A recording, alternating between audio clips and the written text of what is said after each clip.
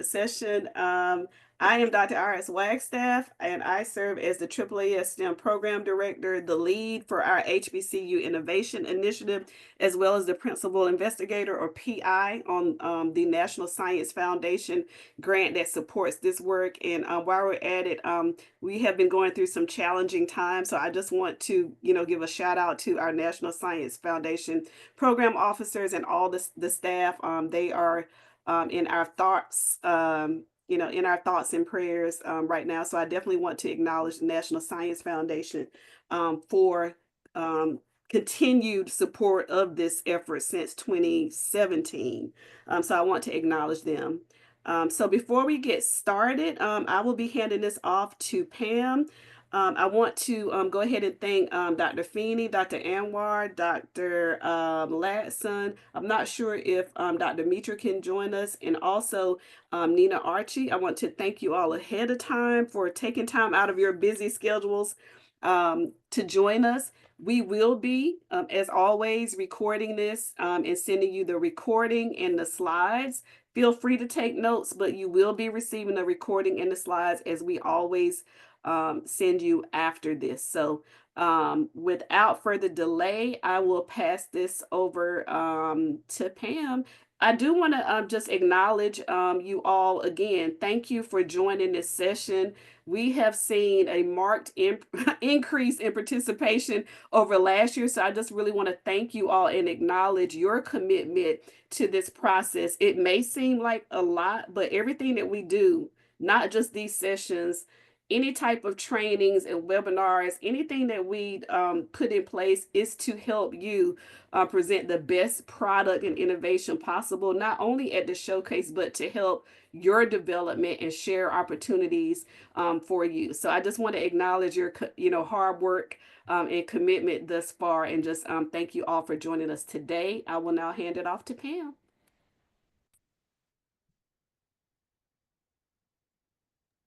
Good afternoon, everyone. Thank you so much for joining us today.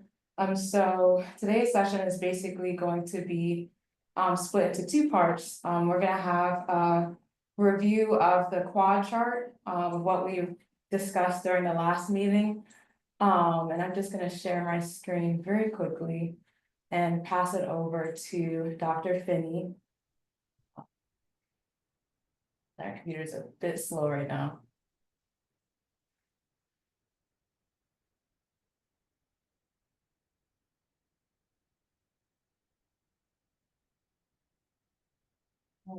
So I will be passing it over to Dr. Finney in just a moment. But yeah, so welcome to the second e-mentoring session. Thank you, Iris, for welcoming our students in. So this session will be... Oh, sorry, Pam, we're seeing the, I think you want to click on, we're seeing your back end view of the slides. All right. You want to Yeah, check slideshow? a bit funny right now. Interesting. Okay, showing me like one screen is showing me the slides, the other screen is showing me the back end. Iris, I don't know if you would mind like sharing your screen then, if that's available, if the slides are available on your end. Computer is a little funny. Yeah, can you send it to me? I didn't download the latest version, so just send it to me. Okay.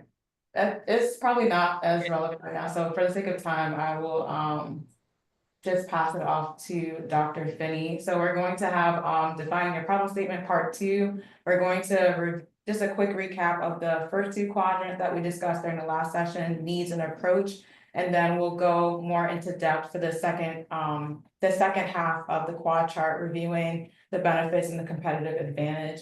And so I'm going to pass it over to Dr. Finney.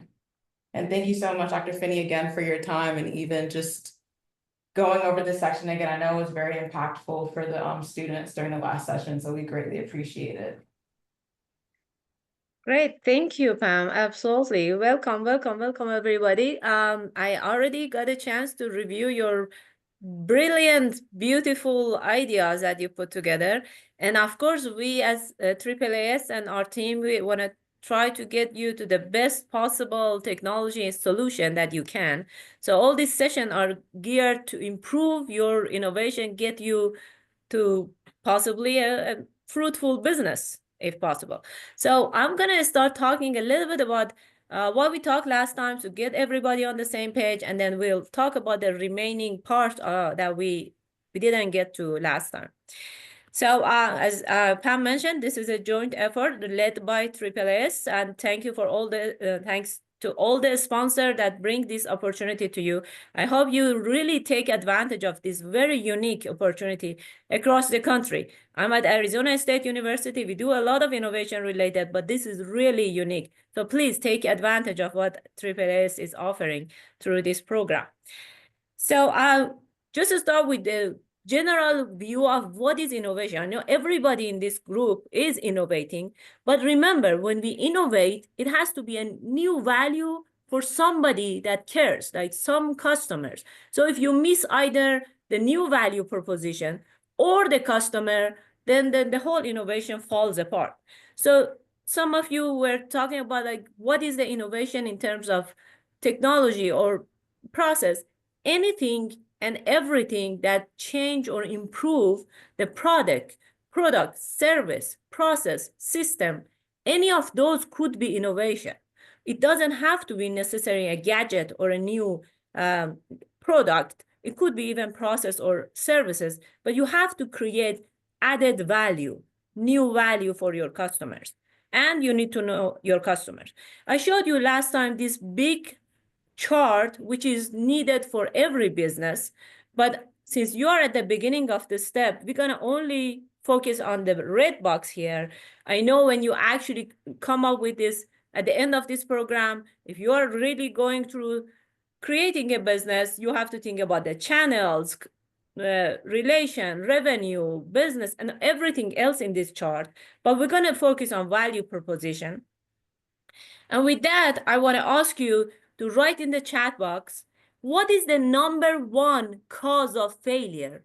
We have all these brilliant ideas. Why not every one of them become like a billionaire, $1 million company or success story? Write in the chat box, what do you think is the number one cause of failure? And that is important because we have to watch. We have to think about if this is the number one cause, I have to avoid for my brilliant idea, for your brilliant idea, right? So right as we speak, the number one, we talk about it, cause of failure. I'll give you a few seconds. I see people writing. Those of you who are not writing, think about it. What can make your business fail?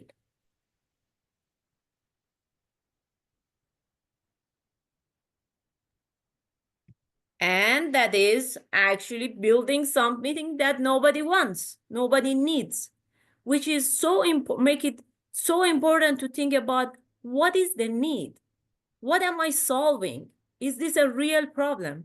Luckily, AAAS and this whole program gave you a guideline and a map. So you are solving sustainability development goals. So you are having a big picture of what you're coming up with their solution. So that's a great step to start, but you still have to think about very specifically, what is that unique, single, smaller version of a need? Of course, a sustainability is a big umbrella, but we can't solve everything. So you have to think about that single, unique things that you are actually contributing.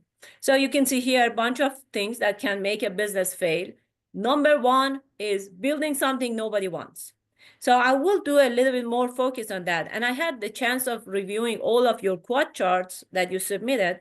So I think you have to go back and think about the need again and refine it, because some of this, we'll talk a bit more about it, miss the discussion on the need. Because if you can't justify the need is real, is important, it is out there, some people are suffering from that pain you identified, then you haven't done a good job on the identification of the problem. So going back to this quad chart, it is designed to make you think about every 4 elements of the related to need. The first part is need, but all 4 sections is somehow connects to the need, and I'll explain it how. Last time we talked about the first need and approach, and you did a good job in your quad chart.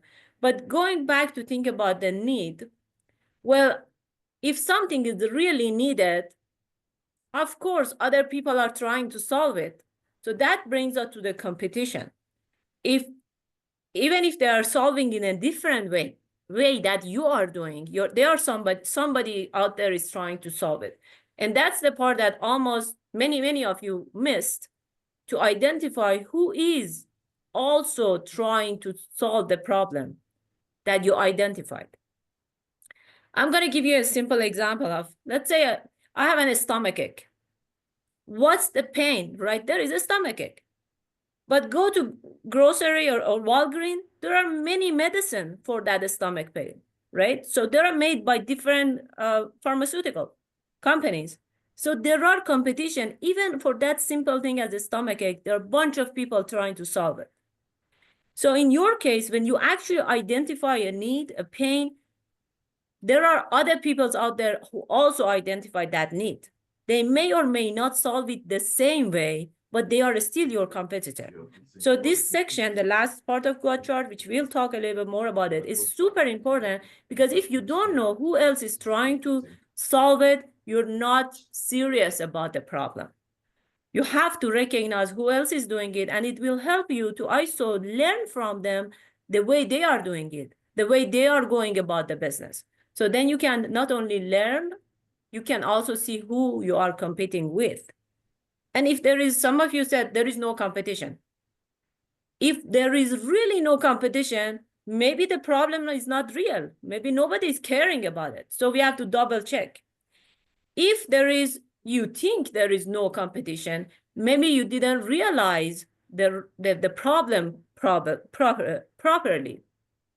So the connection between this diagonal, between need and competition, is very close and tight. Then we go back to the approach. You did a good job on approach, many of you, but when I think about approach, is that method of solving things. It's not about the features of your product. You don't come and say, oh, by the way, my stomach ache pill is pink. It's not about the look of it. It's not about the features. It's about the way you solve it. So you can talk about the technology or the know-how, how you're going to solve it. If two of us are solving the stomach ache problem, one could reduce the acid in the stomach, one could add some probiotic. Two very different ways, right? We're both trying to solve the same problem, two different ways. Approach is talking about the way you are solving it. So it's not enough to talk about the good things about your solution. It's actually talk about how part. So in a simple way, actually, I have a definition for each of this. For the need, I always tell my audience, my student, why? So ask yourself, why? Why am I even thinking about this? What's the problem? Why?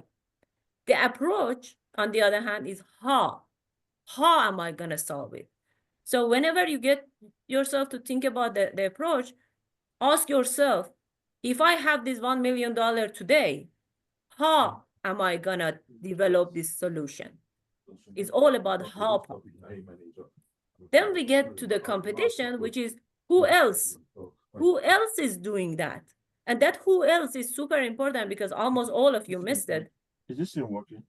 The who else part is when you look around and see who is trying to do this. Maybe I can partner. Maybe I can watch what they are doing. Another simple, I guess, example maybe you all can connect to is Samsung and Apple.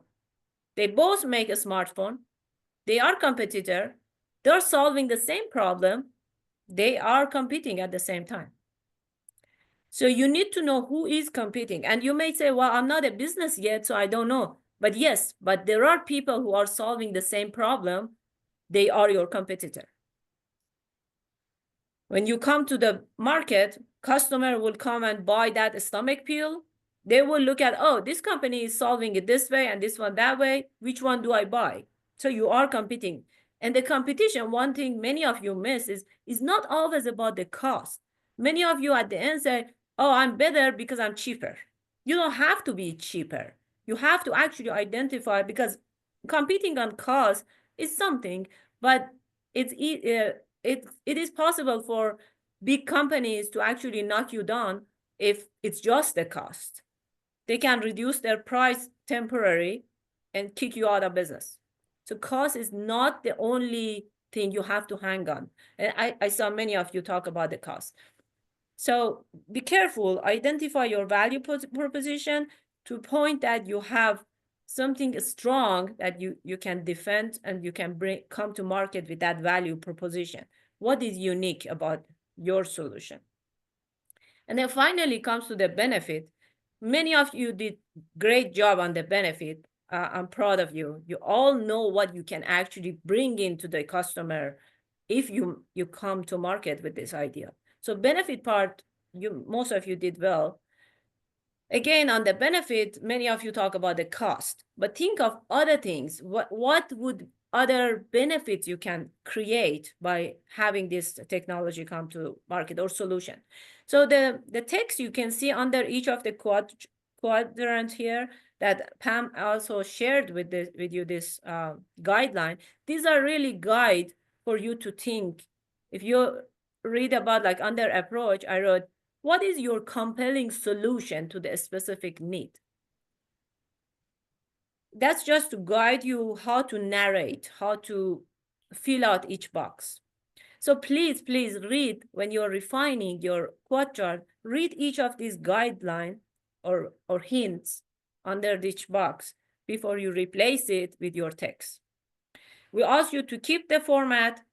Don't innovate on the format. The format stay like this. The name of each quadrant stay the same. Just replace it with your text on each box and read the guideline before you delete it and replace it with your own section. All right, so back to this whole process of design thinking. The way that we innovate, we go about with this bunch of boxes. I colored some of them to help you notice them more. When you start with a need, I put empathy. Why empathy? Because you have to connect and feel your customer's need. Sometimes the need is actually our own need. Maybe you feel like something is missing in your daily life. You wish, oh, I wish I had this unique grinder that would make my life easier when I'm cooking. Grind the onion, something that is helping with my daily life, something simple, and you really feel the need. And then you go shop and there is no such a thing. And you feel like, oh, if there was such a thing, it would make my cooking so much more joyful. Empathy is when you feel the pain, you feel the pain of the customer, people around you, maybe your family, your friends, the community. So the empathy actually helps us come up with a good, real problem, identify that. And then you can see the arrows going to define and get back to develop. What does that mean? You identify a need, and then you go define it in a sentence or a more clear way. And then you think about it, you say, well, maybe that's not the problem I'm seeing. Maybe the angle to that problem is these other things causing this problem. Like let's say you eat an ice cream and you feel like your tooth ache. You feel, oh, this is a bad ice cream. Or it could be your tooth that is weak. Or it could be the combination of a bunch of scenarios. So the problem we identify at the beginning, when you think about it deeper, you can define and refine the problem and develop a deeper understanding of the challenge.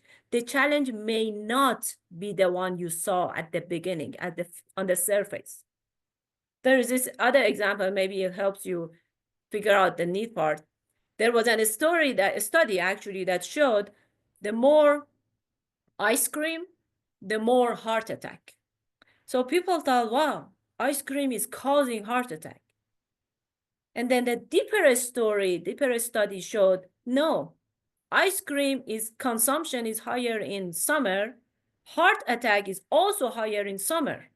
So the cause of both are actually heat and hot season. So sometimes the problem you see on the surface are not the true problem. That's what I want you to dig deeper to find the true cause of what you thought or felt as a need. So these two arrows going back and forth to these three boxes, it will help you identify a true need. And why I emphasize on this so much? Because of the first thing I mentioned, the number one cause of failure is to make something that nobody needs. That means we miss the good need definition. So this part is super important, even though every one of you, I'm sure you think, well, I know the need. This is a real need.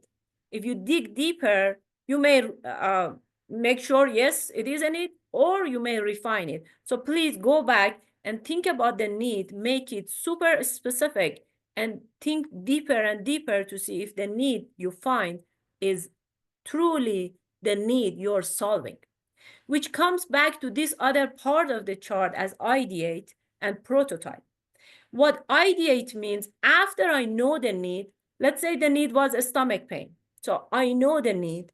I'm going to ideate on the solution part. This is how I'm going to solve it. And the ideation and prototype connects because we make an initial gadget or initial prototype or solution, and then we come out to talk to customer. We show them, hey, I made this thing. Does it solve the problem that we identified? And right there, I think many of you missed this in your quad chart, is your solution is not actually solving the problem you said. And this is very easy to fall into a trap when you talk about a very big problem. You identify the problem as lack of sustainability. This is too big. You have to make it specific enough so when you come up with a solution or ideation, we can test it against that need. So if I'm solving the stomachache problem, and then I have a pill that helps with headache, did I solve it? I completely missed it. Your solution have to solve the unique problem you mentioned. And some of you mentioned a lot of good things about your solution, but when I read through it deep, you're not actually solving the problem you identified. Yes, it is a good solution, but maybe for another problem. Yes, it is a good pill, a good medicine, but it's solving headache, not a stomachache. So that's right, a miss. And that's why the prototype will help us, because we're going to talk to customer to say, hey, does it help? This is what I came up with. Does it solve the problem you had? So that back and forth between ideate and prototype is also super important. And I put a bunch of other lighter box and empty box around this, which helps figure out how to test, how to design your prototype and so forth. But you will have access to this. You can go through it and read through different steps.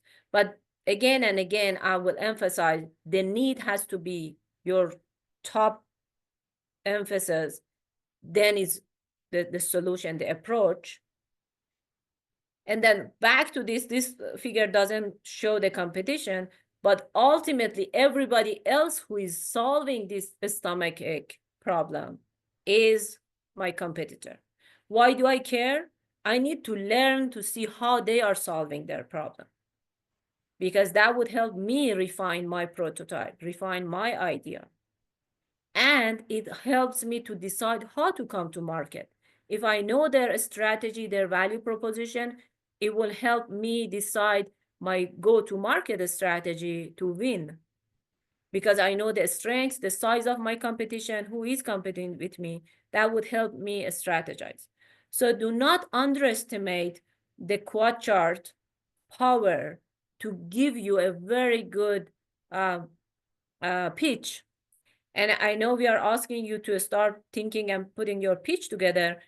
I would spend a lot of time on this quad chart to make it refined as good as possible. And that would help you significantly to get a good pitch attached to this quad chart. Pam will send you more instruction on the pitch, but you can also use this quad chart as your platform to talk over it. Because we as judges, we look at what is the problem, what's the need. We as judges, we look if this value proposition, the approach, the solution you come up with worth my money. If I'm an investor sitting there listening to you, I want to know if it worth investing. Should I invest on you? Then I will pay very close attention to approach. How are you going to solve it? And then in my mind, I will compare with everybody else who I can invest on, who is solving the same problem, to see if you're solving this problem is worth investment. So between the approach and competition, that's where me as an investor keep going back and forth. I will think, oh, this company is solving this way. This current company is pitching, is solving it this way. Which one is more meritorious? Which one is more viable to make a business? So go back and forth as you are developing your quad chart between approach and competition. Think about me and other judges who are looking at this as sort of an eye of investors, and clearly tell us who is the competition. Write it even with the name of the companies you identified. And then in the approach, go back and forth to tell us how your approach brings a value which is unique, different, viable. So since we did a detailed practice on need and approach last time, and all of you almost did a great job in benefit, I'm going to put a little bit more emphasis on competition today, because as I mentioned, the competition is really what get your investors. If there is a bunch of competitors out there that are doing it better than the way you did, well, I would invest on them. So to get me to invest on you, you need to really know your competition. So here you can read in the competition block, I wrote clearly articulate the competition and alternatives. Alternatives mean everybody else who is trying to solve and everybody else who I as an investor have an option to invest on. It could be existing, or it can even be companies who went out of business. It's okay to say, oh, this company was a competition, but they didn't make it. And you can even talk about in your pitch, if there's time, how this other company didn't make it, because it shows you are learning and you know what made them not succeed. But that golden nugget I put at the end is basically what is your competitive advantage. What is that makes you unique? And almost many of you miss that part by saying, oh, there is no competition. I'm the only one. Believe me, you're not the only one. If the problem is real, you're not the only one. So I'll stop here and see if the team want to add anything or any quick question, burning question.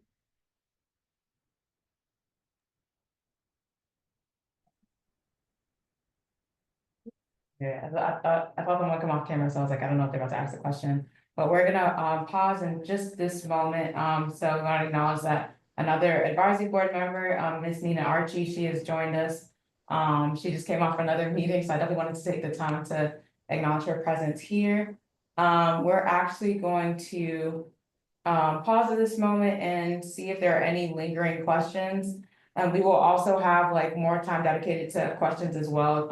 So what we're gonna do with this portion of the session, we're splitting it into two sections where we'll have Q&A for our advisors. If there are any Q&As, any questions available, we'll have you all like move into a separate group, and then we'll have the students remain here in the main room to work with Dr. Finney and Nina if you have any questions about ideation or just defining your problem statement a bit more.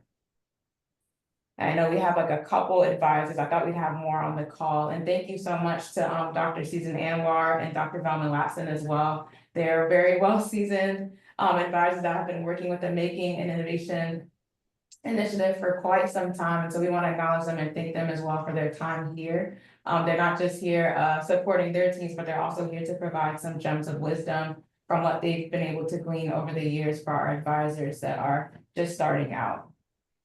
So I'm going to move our advisors over to that breakout room. It'll be very brief.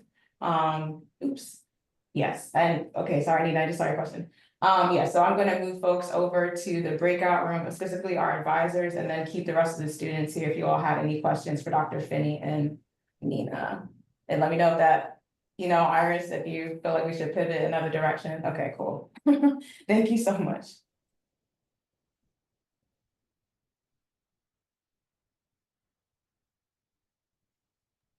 Guys, while Pam is sending the advisor to another room, feel free to write any question in this main room. Me and Nina will be here. So write in the chat box or speak up is good. Can I ask a question before going to the breakout room? Yeah. Yes. Okay. Yeah, wonderful presentation. I am an advisor from a team from Mehari, and I'm an assistant professor here. So I have a couple of basic questions, as you said, that for the pitch. Uh, what would be the most important component if it, for example, the problem is definitely important, but that can be same for multiple projects. But what could be the most crucial component in it, like problem or the innovation part or the business model? Oh, I can answer the question. So, Pamela and Iris, I think may have already distributed. But if not, then we can always get the information to you. But we've already created pretty much kind of a criteria of how we will be measuring a lot of the different, things for the judges. So we should be able to get that over to you, Mr. Gupta. And that will allow you to at least look at the weights and the amounts of how we'll be looking at whether it's the problem, the solution, the business model, basically the overall presentation, and whether or not, sometimes we have a thing around the impact and the innovation component of it. So we can get that information over to you if you don't already have it. And then if you need to also basically put it, maybe, somewhere where it's accessible, we can also do that too. We sent that at the orientation. We sent the guidelines and the breakdown of the points. And Pam is probably dropping that in the chat. But follow the guidelines that we sent you because we sent that back in March. And I've also dropped it in the chat as well. If that's helpful as well. We'll also reattach it to our next email. We usually send a follow-up email featuring the slides, the recording, and any documents that have been referenced during the sessions. So we'll definitely reattach that to the new set of documents going out today. Well, Okay, I'm saying thank today, you. but in Thank the you. coming days. I can tell you just overall, generally, whenever a judge is pretty much looking, I would say at a, pitch, knowing basically all of like specific slides that tell the story, it's always going to be extremely important, whether it's the problem and the solution, how those, dots connect, what the sound business model, if there's a business model around it, have you, thought anyone about that? And then also the market, basically taking into consideration that market. Now, of course, we do have a rubric and we weigh those, but really, I would just say that, as a judge that has judged pitch competition or even looks at a slide deck, some of the things that you realize is that the story isn't, necessarily flowing and connecting because someone, just kind of forgot to leave out what's going on in the market. So have they done their TAM or SAM, or have they looked at any market research or the problem? If you just say that, oh, there's 1 million people that smoke, and so now we have a solution for smoking, but then there's no data. right? So there's no numbers, there's nothing that's actually kind of like, even if it's one sentence, you say 30% of people, have died of, have died of cancer through cigarettes. Like there's a number there, there's something that basically that's tangible that someone can say, oh, here's some data on this. And then you bring in obviously your solution to that. Okay, so it means it's important that let's say whatever the solution we are presenting, we also have to know the statistics from the prior work that has been done by others, right? So that way we can actually come up with a good innovation approach to compare it with the others too, like what has been done in this area or problem. Right? Excuse me, let me just interject because are we still breaking out the advisors? Yes, I just wanted to make sure that Dr. Gupta addressed all of his questions before. Yeah, you can go ahead with breakout. Yeah, I think, yeah, I will reach out later on. Yeah. Mhm. Thank you. So Dr. Latson, Dr. Anwar, I believe you should have received okay, you received the prompt for the breakout room. Awesome. And Dr. Gupta, I'm going to transfer you over there as well. And then we'll leave this portion, just it'll be a brief Q&A, but just leaving a portion specifically for our advisors to have that space if they needed any additional guidance. Yeah, we just want to monitor the time. So any advisors questions can be asked in that advisors breakout so that we stay on time. Thank you. Looks like the rest of the group is just students, so I'm gonna move Debbie over to that other group. But yeah, outside of that, I think we should be good to go. If any students have any pressing questions about the pitch or ideation, feel free to ask those questions now. Or if you would like, if you're feeling a little shy, you can also drop it in the chat as well, and we'll read them out loud just so we can process them together.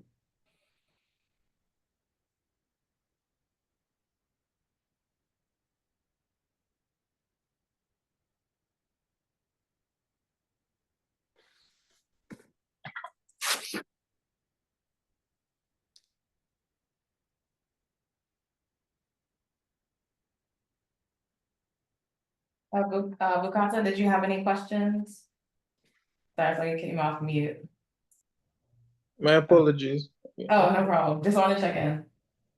Okay, so Christian asked where would we be able to get more specific information on how the pitch should go? So Christian, I did drop the video pitch guidelines in the chat just a bit earlier. We've also been sending emails as well. I know for some institutions, there's some like firewall issues. And so some of our messages have been flagged as spam.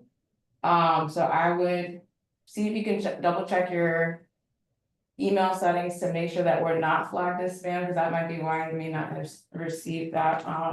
And also, Christian, I went over the pitch guidelines at the orientation back on April 2nd. It's also in that recording and those slides. So we went over all of those details. So someone on your team who made the orientation should have that as well. We went over it at that time. And then Pam is also dropping that information in the chat because we sent those guidelines a few times now.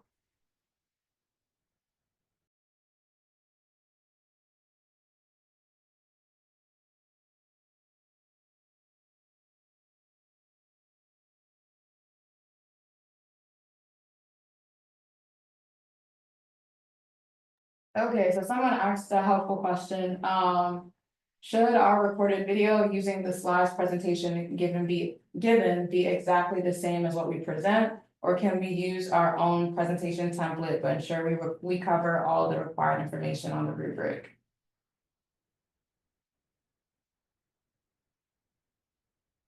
You need to follow the template that we provided so that it's standardized across all presentations and that our judges will be able to judge them fairly. So you need to use the template that we provided.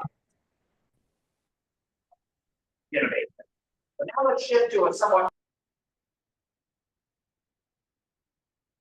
There any other questions? So after Dr. Finney's review today, I guess, are there any things that, you all feel like you could have improved on? as you may be reflecting on your projects, like, is there anything that you feel like, oh, I need a little more help in like breaking down my needs, you know, the part where you discuss that part, your needs narrative, or is there a question that you may have about like the competition? Something that Dr. Finney mentioned was that many folks assume that, oh, like, you know, what makes you stand out from your competition, right? The fact that, okay, my product has a lower cost, right? So it's probably, you're assuming that's of more value to your customer when that may not be the case. Or for some people, they may have assumed that there weren't any competitors at all. So now after this presentation, is there anything that sticks out to you as like, okay, like my brain is moving a little more, like I'm thinking about this a little more deeply, like I have another question, you know, to clarify what, before we hop off, you know, I want to clarify these one or two pieces before, you know, we move forward in presenting our pitch.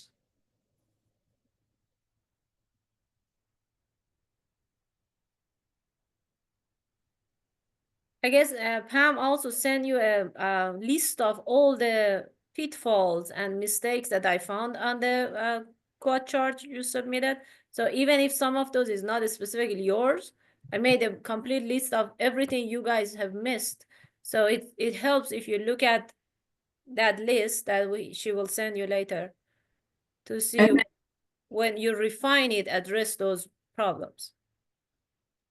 Another thing I was gonna add, that may actually help, that I tend to send out in regards to the pitch, the actual show time of things is that may be helpful is the practicing of your pitch, you know, obviously before.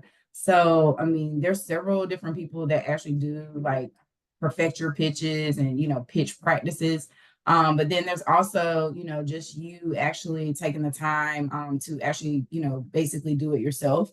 So video recording yourself, you know, you want to make sure that you're staying in a certain amount of time. So we have the guidelines in there. We have a certain time that we want you to basically, you know, be able to do your pitch in. And then there's obviously going to be a bit of a Q&A from judges. But with that being said, some of the things I've noticed is that people think, you know, that they can read, and even myself, it's like, I think that, you know, basically I can like look at the, you know, look at the presentation that's on the screen and then be able to talk to my audience and tell the story, whether it's 5 minutes or it's 2 minutes. And it's more difficult, I think, sometimes than we think it is. So with that being said, I'll make sure that I'll get Iris and Pamela just some basically maybe some tips on some things that can help you with the actual pitch practice.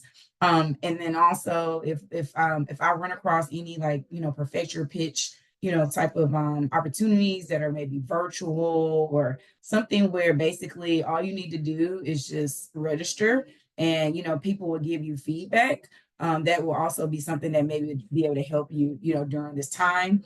That could also be helpful. But I'll make sure that I get those things over to Iris and Pamela, because I do think that that is always like the kicker, is that you may know everything about your technology, everything from the rooter to the tutor. But then when you get up there, you know, and trying to do that story in a certain amount of time, sometimes it's the hardest part of telling your story. So.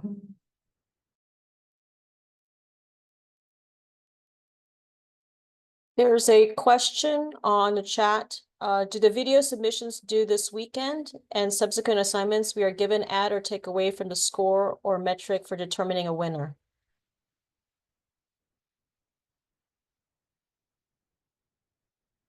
It's from Angeloa Luo.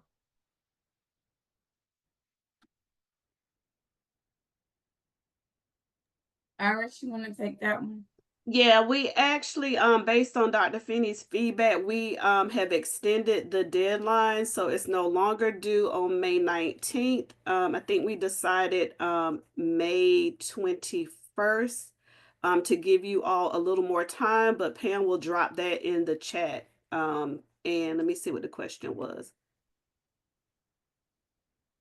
Add or take away from the score or metric. No, again, as I stated in the beginning, all of this is to help you present the best product. So the more you participate, the more you are engaged and, you know, can stay committed to this work, the better product you'll present. So it doesn't add or subtract any points. This is all for your benefit, you know, not for any points. Good question. Yeah, we want you all to be able to have that you could do your submission now, but you know, your pitch and the scoring and all that, that's gonna be a whole nother. Just a quick point, since I had the privilege of reviewing your quad chart, some of your ideas are really, really brilliant. So these whole workshops are to get you to a point that you will succeed even after the pitch. So I think the pitch competition is great and we all excited about it. But some of these ideas have really merit. So don't underestimate yourselves. You want to take advantage of this to make that idea really come to market at some point. So be serious about it.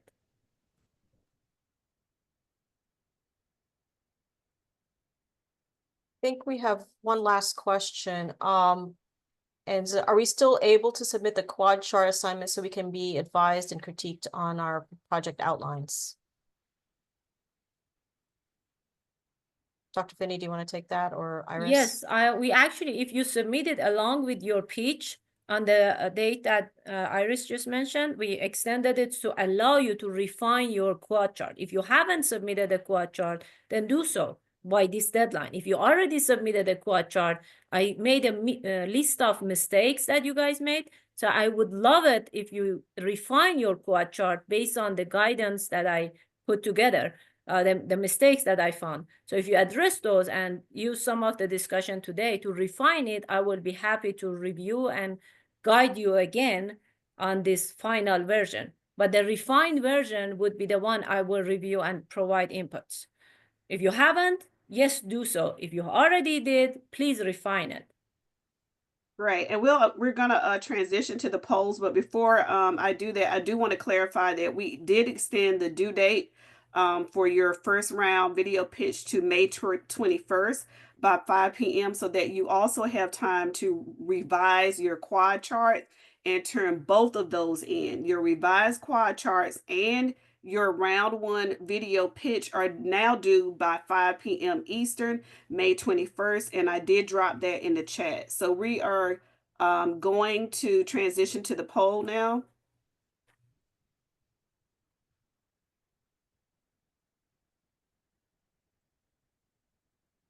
If Pam is back.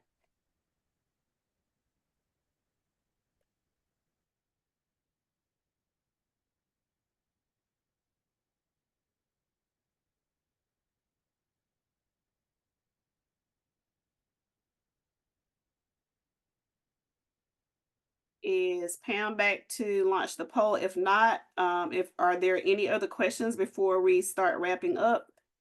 Any other questions in the chat?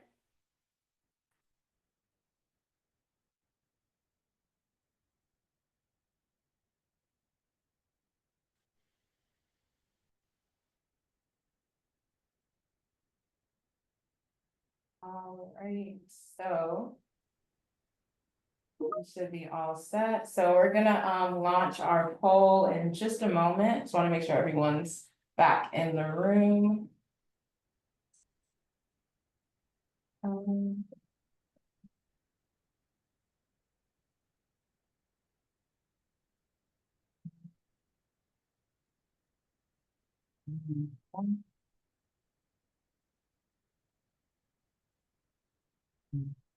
So we're going to drop the so Izar just asked the Dr. Finney provide comments on each quad chart separately or in general. So it's a document of general feedback, and we'll be sending that out after this session as well. And we want you all to have time to actually incorporate that feedback into your pitches. So we're actually going to extend the video pitch deadline to May 21st. Again, just so you have time to incorporate everything into your presentations. And I'm gonna launch the Zoom poll right now.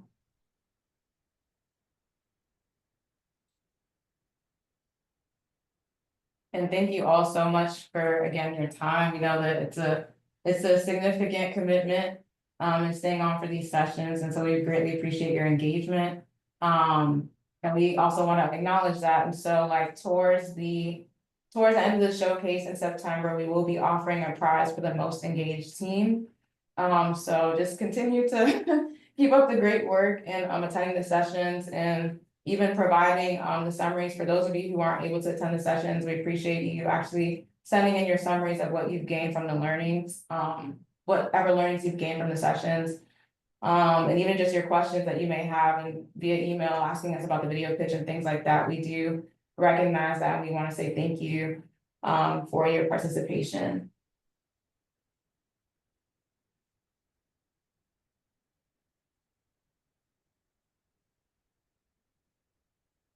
And thank you so much, Nina. I just noted that comment. So she will be sending pitch tips to perfect your pitch to the team. And so we'll send that out as well after this session.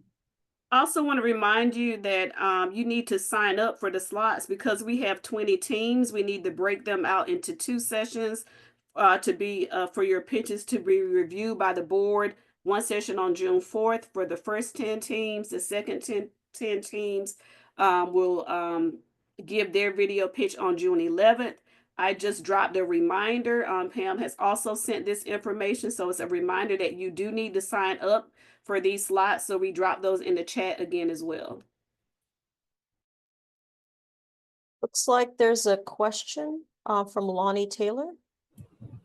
I was able to get a lot of good information about making the impact for our pitches, but I just wanted to make sure that we weren't also supposed to be sent to the breakout rooms as well.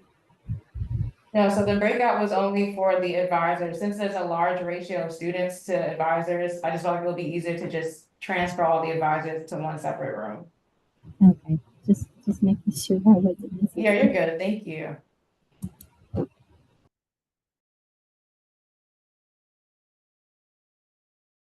All right, the poll is still live. We're almost halfway there, so please do complete the poll. We use these as feedback to improve future programming. So whether it be the sessions, learning how to pivot, if we need to like address something a bit more, just even looking at the feedback from the last session, like even for me sitting in, I'm not presenting anything, but it was definitely helpful. So we're grateful that Dr. Finney again could come on and break things down a bit more, just so you guys are developing very thorough pitches for the showcase.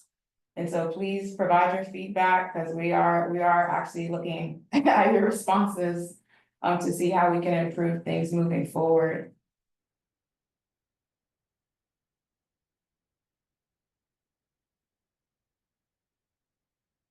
And thank you to Dr. Latson and Dr. Anwar as well for leading the advisor Q&A. I didn't want to stop them because it was getting good. But thank you so much for your time, and thank you to Nina as well so much for coming through.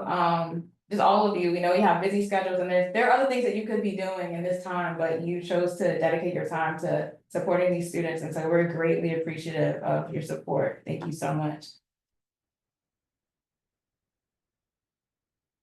Yep, thank you again to Dr. Anwar, Dr. Latson, Dr. Feeney, our evaluation team. We have Debbie and Nina on, and also thank you to Nina Archie, who has been a great support.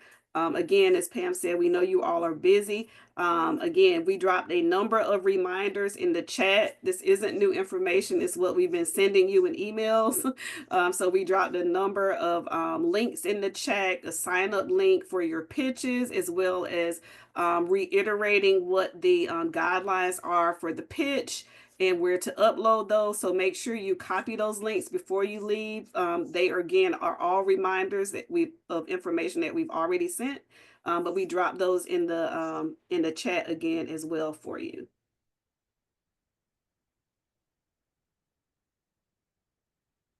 Well, we're like more than halfway there, but we still have some folks haven't responded yet. So we're gonna keep the poll open for like 2 more minutes. Nina, De Los Alamos, let me know if that's good. Okay. Yeah, and again, a great segue. These polls are important, so we try to reduce the burden on you all instead of completing what we typically do is a post-webinar survey. We're doing the polls as a shorter method to gather your feedback, but the polls are just as important as doing a post-webinar survey. Again, all of this is to help us show impact when we go to the National Science Foundation or Microsoft or VentureWell for funding to show that this work is really helping you. And without you all completing the polls, or whether they are post-webinar surveys or any type of feedback, it makes it difficult for us to continue this work and to continue funding. So yes, please complete the polls. And, you know, at some point we will be doing like a mid-year survey as well. That is just as important. So We have a question. Hi, please, what will be used to determine the most engaged team? So a number of factors like participation in these e-mentoring sessions, completing polls, completing surveys, like all of the things that we have put together for you to help you be successful, being engaged in all of those as much as possible. Again, as I mentioned at the orientation, we know not all of you can make these e-mentoring sessions. That's why you need to have at least 2 team members from your team participate. And those that don't make these sessions, we made the bar very low and very easy. It's simply just to review the recording and the slides within 1 week and submit a short paragraph write-up. So we've tried to make, you know, accountability as easy as possible, but those are the things that we are looking at when we talk about being engaged. These e-mentoring sessions, any other sessions that we put together, completing polls, surveys, and providing feedback. Yeah, and we had another question in the chat. The time slots filled out. Could I ask what we would be presenting during that time frame? So you'll basically be presenting your pitch. So we have the review session split into 2 sections. We have round 1. Well, basically your foundational pitch, whatever you have, and basically with Dr. Ellie's activity with the quad charts, that basically can form the base of your pitch. So it literally addresses all the key pain points that you want to make sure that your product hits. Like it already includes all of that. So, and Dr. Finney, feel free to correct me if I'm wrong. Like she actually strongly encourages you all to use your quad charts to refer to that as you're developing your pitch. So it's very well executed. So yeah, round 1 review sessions are scheduled next month in June, on June 4th and June 11th. And then the next round 2 is scheduled in August. I believe it's August 6th and August 13th. And so that's basically what you're signing up for. And I know most teams have signed up for the first set of review sessions. I think we have like probably a handful left that haven't signed up for their first set of review sessions. So if you can complete that as soon as possible, that would be helpful as we're planning out logistics. And then we've also added in a second tab on that same spreadsheet to sign up for round 2. And we'll send out reminders regarding round 2 as we get closer to that time frame. Let me just clarify, just to make sure this is clear. So all of this, again, as I said, is to help you present the best product that you can at the showcase. So we set aside 2 rounds. Round 1 for you to submit your video pitch, which is what you will pitch at the showcase. We've also identified a second round to give you yet a second opportunity to refine your pitches based on the feedback from our board. But because we have 20 teams, we broke it up into 10 teams over 2 dates in June. The 20 teams, we broke them up into 10 teams on June 4th and June 11th. And again in August for your second round pitch reviews, now that you've had time to refine them for a second time, we've also broken that up into 10 teams on each of those dates. So that's why we had to break them up into 2 sessions, because we have 20 teams and we want to give you enough time to hear feedback from the board. So the whole purpose of these pitch reviews is to get feedback from our board. And so there's a round 1 review in June and a round 2 review in August, as Pam said, but that is the purpose of it. And all your team members need to be present, because all of your team members are going to be in your video and what your pitch is at the showcase. So I definitely want to make sure that is clear. Yes, these are just chances to practice. It is what you will pitch at the showcase. So these are 2 opportunities to submit your videos for feedback so that you have time to refine them before the showcase. Any other questions on that? I just want to make sure that's clear in case it doesn't seem like that's clear. So these are just chances to practice, and instead of practicing amongst your teams, you're getting real-time feedback from our board, because our board members are the people that will be judging you at the showcase. Yeah, the advisor is a part of your team. So the advisor is a team member as well. So the advisor should be included. Yes. Any other questions? I definitely want to clarify this. I don't want to leave this session without making sure this is clear what the purpose is. It is chances to help you practice and get real-time feedback. Great questions. Any other questions? Okay, how are we looking on the polls? Let us know, Pam, and I'll let you close out. Yeah, so I just closed out the polls. Thank you so much, Iris, for just helping out with those questions. So, for the sake of time, we do end at 1 exactly, but we will hang around for 15 more minutes for anyone else that has any questions. I know in the advisor Q&A, there were still some lingering questions. So Dr. Lapson and Dr. Anwar, if you're available, feel free to hang around. And if not, we totally understand. We'll field over any questions that we get from our advisors over to you. If you're able to provide any feedback on them. But yeah, thank you all so much once again for joining us today. Again, you could have spent your lunchtime doing anything else, but you joined us here today for this session. We're greatly appreciative of your time. And so we will hang around here. If you don't have any other questions, feel free to hop off and enjoy the rest of your week. Thank you.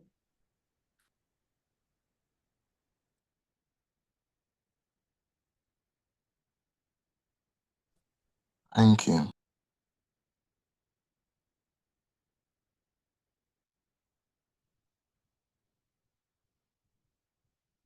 Are there any questions? We can stay on for like another 10 minutes. Great questions. Are there any other questions? Does anything else need clarification? This is the time. So feel free to come off mute and ask your questions. If you have any, we can stay on for a few additional minutes. Hello, Miss Iris. Yes. My team is struggling to come out with a prototype. So how badly will that affect our team? The whole point is to develop a prototype. So that's what this showcase is about. That's what you are actually pitching. Can you share some of the difficulties you're helping? Maybe Nina can help if she's still on. We are not in order, as part of the application process, you submitted, you identified a UN goal, and you identified a problem that you're trying to solve. So if you could just share what difficulties you're having to see if we can help? We've been trying to get a lab to do it, but as of now, we've still not got the lab yet. We've been writing to professors here and there. It's been a headache. You're cutting off a little bit. I'm sorry. Could you repeat that?